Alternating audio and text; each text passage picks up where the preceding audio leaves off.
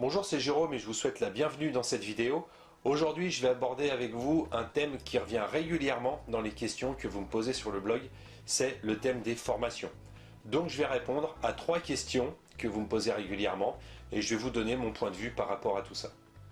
Alors la première question, du moins la première remarque surtout, qui revient régulièrement, c'est mais pourquoi acheter des formations alors qu'on trouve tout gratuitement sur Internet ? Là je dirais que la réponse est un peu dans la question, comme vous le dites, c'est on trouve tout sur Internet.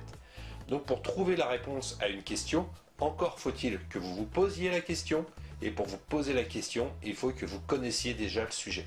Vous n'allez pas vous poser des questions sur un sujet que vous ne connaissez pas. Donc cette remarque de on trouve tout sur Internet, ça va être surtout une suite d'un apprentissage, à la suite d'une formation ou à la suite d'une information que vous avez déjà eue. Ça va engendrer des questions que vous allez pouvoir poser. Mais vous n'allez pas pouvoir vraiment vous former au hasard comme ça de ce que vous allez trouver sur Internet.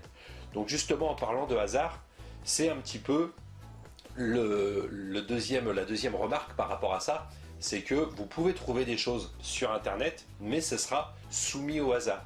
Donc vous allez poser une question d'ordre général, comment investir dans l'immobilier, comment gagner de l'argent dans l'immobilier, et là vous n'aurez pas vraiment de réponse précise et concrète à cette question, parce que vous serez soumis au hasard des publications, au rythme des publications et au rythme des sujets abordés par les différents éditeurs, que ce soit des blogueurs ou des sites institutionnels.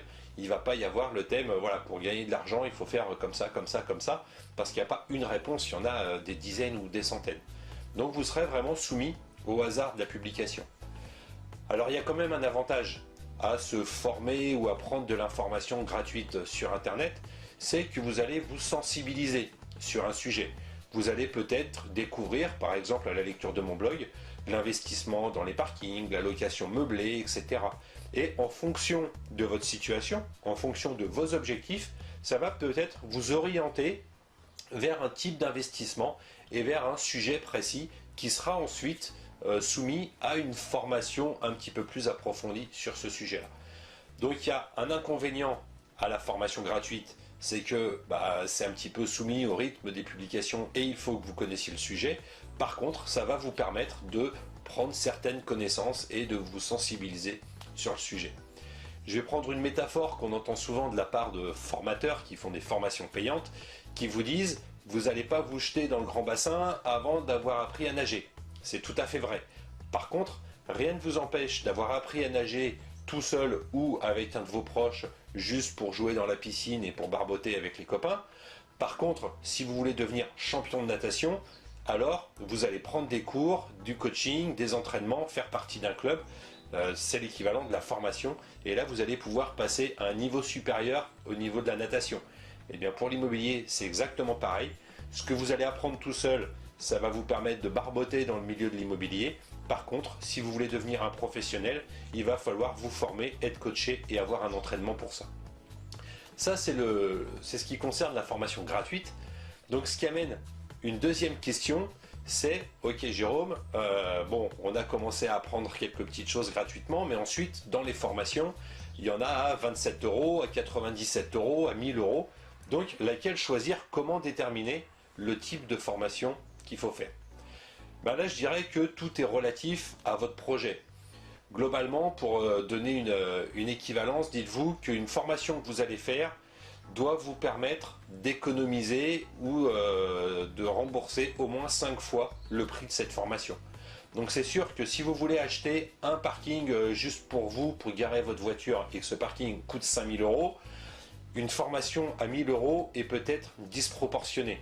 Par contre, si vous voulez acheter 2 ou 3 appartements qui vont vous coûter plusieurs centaines de milliers d'euros, c'est vrai qu'une formation à 1000 € coûtera à peine 1% de cet investissement que vous voulez faire. Donc là, ça peut être intéressant de faire ce type de formation. Donc il faut vraiment mettre en adéquation le type de formation que vous allez faire et l'investissement, ou du moins le projet que vous avez sur l'investissement immobilier. Ensuite, ce qui est important de voir, c'est le contenu des formations. Alors si vous avez une formation où c'est juste un PDF, ni plus ni moins qu'un e-book qui vous est envoyé, c'est sûr que ça va pas avoir autant de valeur qu'une formation où vous avez un groupe Facebook privé pour discuter avec d'autres investisseurs, un séminaire, un espace de commentaires ou de questions où le formateur vous répond. Là, c'est plus du coaching que de la formation. C'est un niveau bien plus élevé. Vous apprendrez beaucoup plus, vous ferez beaucoup plus d'économies, vous ferez beaucoup plus de bonnes affaires. Par contre, c'est vrai que le billet d'entrée n'est pas le même. Donc là, si vous voulez vraiment avoir un haut niveau de formation, il faut vraiment voir le contenu. Dites-vous simplement que le contenu de la formation va dépendre du montant aussi que vous y mettez. Comme dans tout, vous en aurez pour votre argent. Donc si vous voulez vraiment vous former, avoir un bon coaching, avoir toutes les connaissances, il va falloir aussi mettre le budget en adéquation avec ça. Mais n'allez pas exploser votre tirelire si c'est juste pour acheter une place de parking à 5000 €. Là, vous serez déçu parce que vous vous dites, il y a les 3/4 de la formation qui ne me sert à rien, quoi. Une fois que vous avez été sensibilisé à tous ces types de formations, vous avez dit, ok, je ne vais pas me lancer tout de suite avec une grosse formation, donc je vais prendre une petite formation, voir un petit peu ce qu'il y a dedans. Là, vous constatez que vous avez des manques ou des lacunes au niveau de vos connaissances, et là, vous dites, ok, j'ai acheté telle formation, est-ce qu'il faut que j'achète telle autre formation pour compléter ce que j'ai déjà appris? Là, je dirais qu'au-delà de la formation et du prix que vous allez mettre dedans, c'est surtout ce que vous allez faire de votre formation. Vous pouvez très bien avoir pris une formation à 47 €, l'avoir exploité au maximum, avoir interprété certains éléments qui sont dans cette formation et que ça vous suffise. Par contre, vous pouvez avoir acheté 10 formations à 1000 €. Si vous n'utilisez pas les enseignements qui sont dedans, ça ne vous servira à rien. Là, vous pouvez acheter autant de formations que vous voulez. Si vous ne les mettez pas en application, ça ne vous servira à rien. Alors, souvent, quand vous allez acheter une deuxième formation, c'est que ça doit répondre à un manque. Vous faites une première formation, vous allez avoir peut-être des généralités sur certains sujets, et ensuite, vous allez compléter avec une formation sur un thème vraiment précis et spécifique. Mais je dirais que je ne vois pas l'intérêt de dire je vais prendre une grosse formation générale sur l'immobilier au sens large et ensuite en prendre une deuxième exactement sur le même sujet.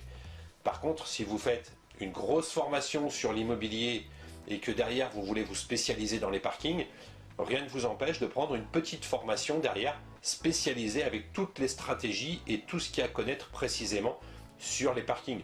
Alors je dis les parkings, ça peut être la location saisonnière, ça peut être la transformation d'appartements, voilà, ça peut être des tas de sujets comme ça liés à l'immobilier. L'autre point qui est important aussi par rapport à ces formations, c'est que il n'y a pas que l'enseignement de la formation elle-même.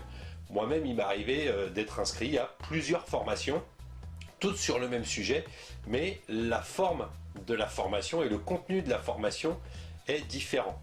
Vous allez avoir des formations très complètes, mais sur lesquelles il n'y a pas de séminaire, par exemple.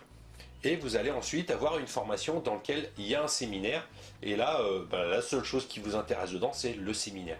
Alors, l'intérêt des séminaires, des rencontres, on peut appeler ça un petit peu comme vous voulez, c'est qu'au-delà de la formation, il y a aussi ce que vous allez pouvoir tirer de ces formations, tirer des rencontres que vous allez faire.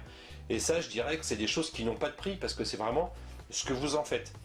Il m'est arrivé de voir des gens arriver à un séminaire, les gens rentrent, ils s'assoient, il y a le séminaire, ils écoutent un petit peu tout ce qui se dit, et puis dès que c'est terminé, et hop, ils plient leur cahier, et puis ils s'en vont, et puis on n'entend plus jamais parler d'eux. Là, je dirais que ces gens-là, ils vont pas tirer grand-chose du séminaire. Et il y a d'autres personnes, à peine arrivées, vous les voyez qui tournent de partout, là, des vraies petites abeilles, qui veulent parler avec tout le monde, connaître tout le monde, et ça, c'est ces gens-là qui vont faire des rencontres. Moi, il m'est arrivé de rencontrer comme ça lors de séminaires des conseillers en gestion de patrimoine, des notaires, des banquiers, des décorateurs, des architectes, des entrepreneurs. Et comme ça permet aussi de se constituer un réseau. Et c'est pas seulement le contenu de la formation qui va avoir une valeur, mais c'est surtout ce que vous en faites et ce que va pouvoir vous apporter la formation et les à côté. Donc ça, c'est une chose aussi qui est importante. N'hésitez pas aussi des fois à mettre un petit peu de budget pour faire des rencontres. Imaginez que vous rencontriez un architecte qui est à côté de chez vous et qui vous propose gratuitement de vous faire les plans et de voir avec vous l'aménagement de votre appartement.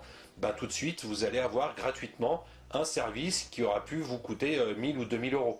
Donc ça, c'est quelque chose qui ne fait pas partie de la formation, mais c'est une valeur quand même que vous n'auriez pas eu sans avoir investi là-dedans. Alors maintenant, je vous laisse laisser vos commentaires là juste en dessous. Qu'est-ce que vous pensez des coûts des formations? Quelles formations vous avez suivies? Qu'est-ce que vous en avez retiré? Je compte sur vous, laissez vos commentaires là juste en dessous. Allez, je vous dis à très bientôt.